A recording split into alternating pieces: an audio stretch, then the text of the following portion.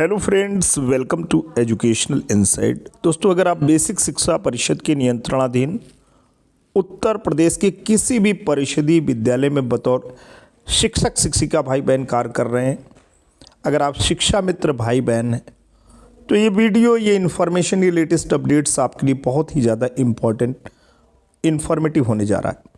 दोस्तों, शिक्षा मित्र भाई बहनों का मानदेय बढ़ने की जो सूचना और जो बातें थी, अभी वो पूरी तौर तरीके से कॉन्क्रीटाइज नहीं हो पाई हैं, वो मूर्त रूप नहीं ले पाई हैं। उस न्यूज़ का भी इंतज़ार रहेगा, उस न्यूज़ को भी आपके समक्ष प्रस्तुत करेंगे। लेकिन इससे पहले एक राहत भरी खबर है।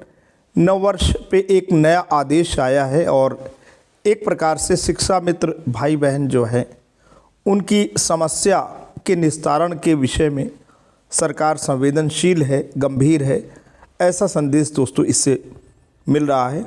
यही शिक्षा मित्र की स्थानांतरण और समायोजन नीति दोस्तों जारी हुई है। नए साल पे नवीन आदेश है।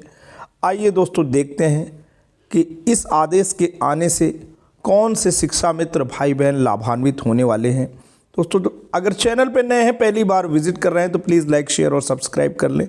हम आपके लिए ऐसे ही शिक्षा विषयक इंसाइटफुल वीडियोस लेके आते रहते हैं, बिना देर किए आते हैं, पत्र की जो मुख्य महत्वपूर्ण बातें हैं उसको आपको बताते हैं।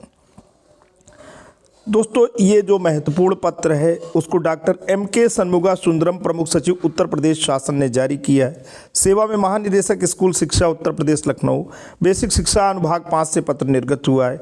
लखनऊ, दिनांक 3 जनवरी वर्ष 2025। विषय है शिक्षा मित्रों के स्थानांतरण समायोजन के संबंध में।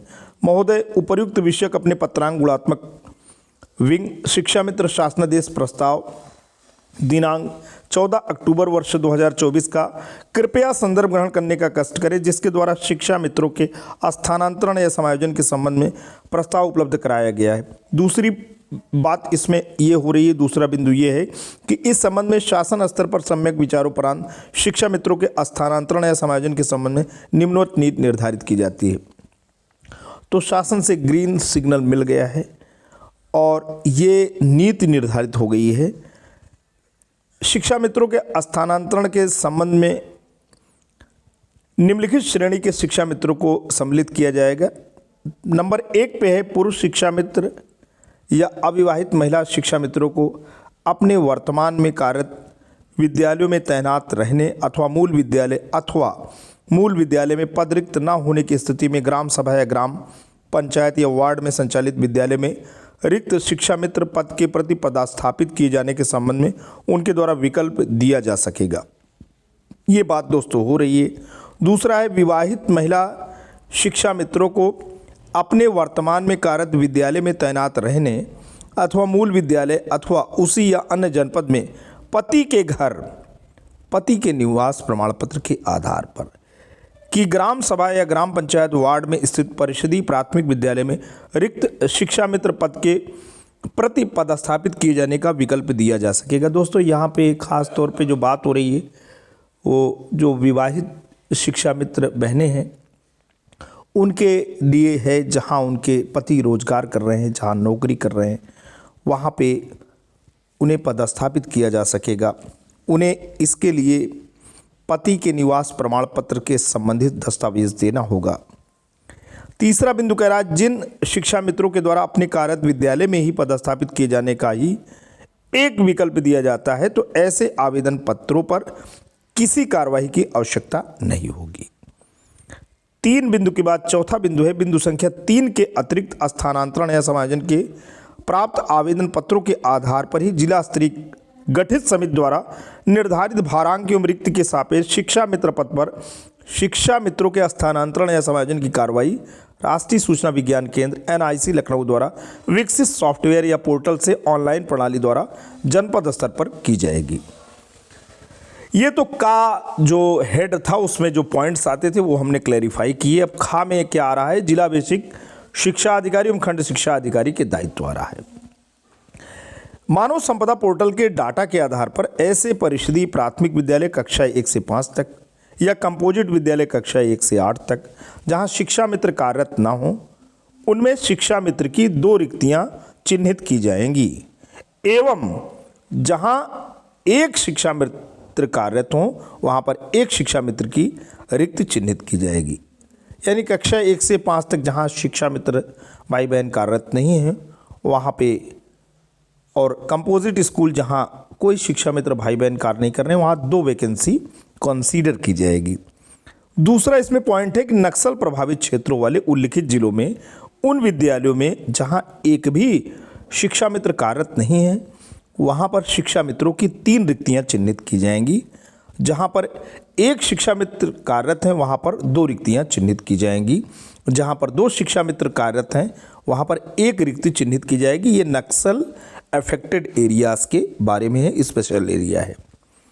तीसरा इसी में बिंदु है, जिला बेसिक शिक्षा अधिकारी द्वारा अपने जनपद में परिषदीय विद्यालय या कंपोजिट विद्यालय में कार्यरत व पंजीकृत समस्त शिक्षा मित्रों का सेवा इतिहास एवं समस्त विवरण प्रथम तैनाती वाले मूल विद्यालय से संबंधित विवरण अद्यतन कराते हुए उनके प्रथम तैनाती से लेकर अद्यतन कार्यरत विद्यालय तक समस्त विवरण जैसे कार्यमुक्ति एवं कार्यभार ग्रहण आदेश का तिथि सहित विवरण मानव संपदा पोर्टल पर अनिवार्य रूप से फीड या अद्यतन कराना सुनिश्चित किया जाएगा। अब मानव संपदा पोर्टल पे दोस्तों सारी चीज़ें ऑलरेडी हैं, लेकिन उसको अपडेट करने की यहाँ पे बात हो रही है। चौथा पॉइंट ये है कि ऐसे शिक्षा मित्र जो वर्तमान में विभिन्न कारणों यथा त्यागपत्र, संविदा समाप्ति, मृत्यु इत्यादि कारणों से कार्यरत नहीं है उनके संबंध में मानव संपदा पोर्टल पर सेवा इतिहास के सेक्शन में यथास्थान उचित अंकन खंड शिक्षा अधिकारी द्वारा किया जाएगा। पांचवा यहाँ पे जो बात आ रही है, बिंदु आ रहा है कि समस्त शिक्षा मित्रों द्वारा अपनी लॉगिन आईडी से मानव संपदा पोर्टल से अपना डाटा डाउनलोड कर उसके त्रुटि रहित होने संबंधी प्रमाण पत्र खंड शिक्षा अधिकारी कार्यालय में जमा कराया जाएगा।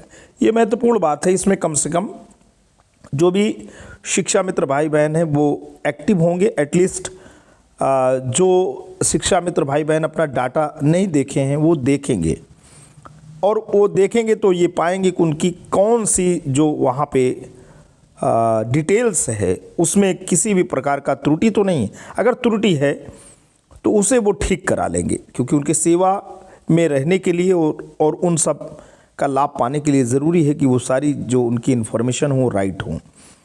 आगे इसमें छठा बिंदु कह रहा है, खंड शिक्षा अधिकारी द्वारा शिक्षा मित्रों से संशोधन के संबंध में प्राप्त अनुरोध पत्रों का परीक्षणोपरांत यथा आवश्यक मानव संपदा पोर्टल पर संशोधन अनिवार्य रूप से किया जाएगा। जो भी चीज़ें हैं उसको बीओ सर जो है उसको ठीक कराएंगे। अब एक कमेटी भी बन रही है।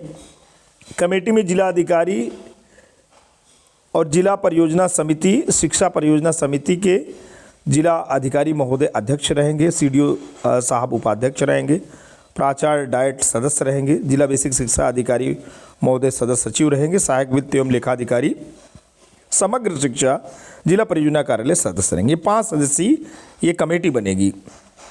क्यों बनेगी? ये इसलिए बनेगी कि जो शिक्षा मित्र भाई बहन ऑप्शन देते हैं उन्हें जनपद के भीतर रिक्त शिक्षा मित्र के पद के सापेक्ष तैनाती दी जानी है। उन्हें मनोवांछित जगह पे जाने हैं, ये कमेटी ही डिसाइड करेगी। प्राप्त आवेदन पत्रों के अधिभार निर्धारण के मानक निर्देश, शिक्षा मित्रों के स्थानांतरण या समायोजन के संबंध में यदि एक पद के प्रति 1 से अधिक संख्या में आवेदन पत्र प्राप्त होते हैं तो उस स्थिति में विद्यालय आवंटन हेतु भारांक यानी वेटेज का निर्धारण निम्नवत किया जाएगा।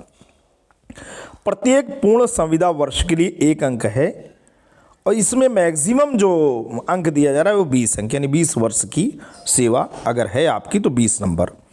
असाध्य या गंभीर रोग से ग्रसित शिक्षा मित्र, चाहे वो स्वयं हों या उनके पति या पत्नी, अविवाहित पुत्र या पुत्री, ये सारी बातें शामिल हो रही हैं। अगर ऐसी कोई बात है, कोई शिक्षा मित्र भाई बहन है वो खुद बीमार हैं, गंभीर रूप से बीमार हैं, या उनकी पत्नी बीमार हैं या उनके बच्चे पीड़ित हैं, तो उन्हें 10 जो है वेटेज मिलेगा। दिव्यांग शिक्षा मित्र, स्वयं पति या पत्नी, अविवाहित पुत्र पुत्री, ऐसी कंडीशन अगर है कि शिक्षा मित्र भाई बहन वो खुद किसी भी प्रकार की दिव्यांगता से ग्रसित हैं या उनके जो बच्चे हैं उनको पीड़ा है तो उनको भी 10 नंबर वेटेज मिलेगा।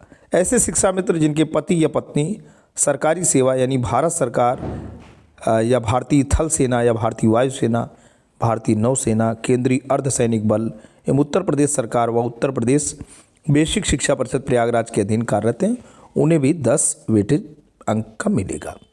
एकल अभिभावक पुत्र पुत्रियों का अकेले पालन करने वाले शिक्षा मित्र, मान लीजिए कोई शिक्षा मित्र भाई बहन है, उनके एक ही संतान है तो उन्हें भी 10 अंक मिलने हैं। भारांक निर्धारण के बिंदु संख्या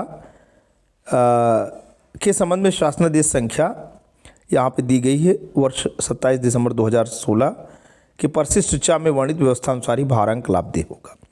अब शिक्षा मित्रों के स्थानांतरण समायोजन की प्रक्रिया कैसे है, प्रोसेस क्या ऐसे होगी।